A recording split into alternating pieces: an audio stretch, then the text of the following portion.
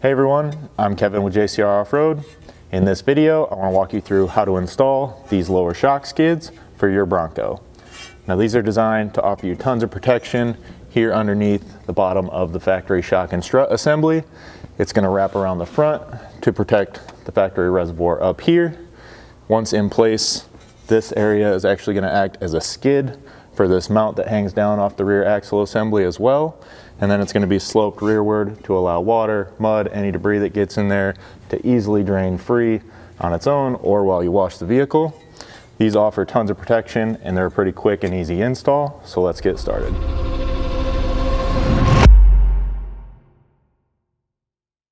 Now before you begin, safety first, you're always going to want to support this rear axle assembly before you begin removal of any of this hardware. Then go ahead and grab yourself a 27mm socket on a breaker bar.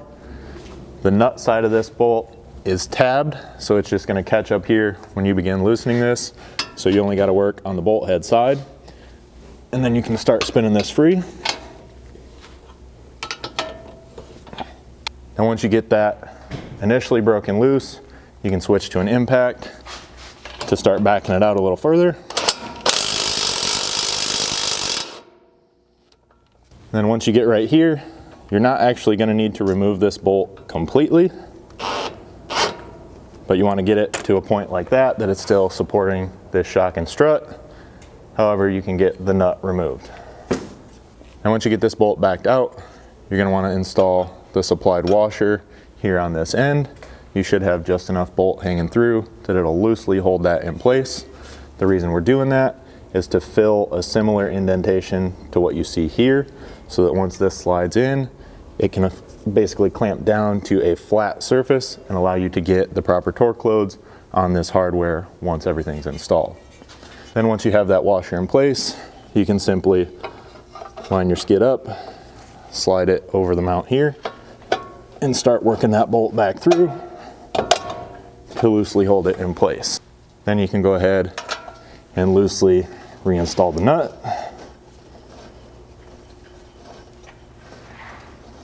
Now when installing your hardware up here, we want these to be a nice tight fit on these mounting holes.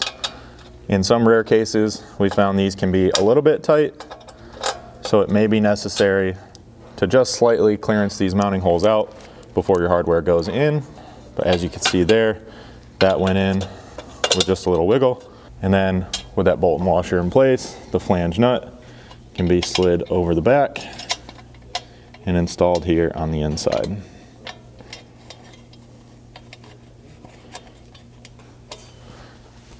And you can do the same thing up here in this front hole. So once you have all this hardware installed and your skid hanging in place, you can grab your 27mm socket again and tighten up this main mounting bolt.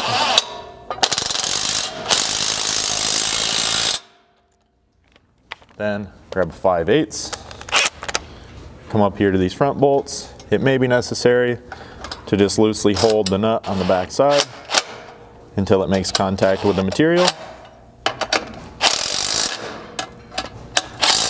Then you can tighten those down.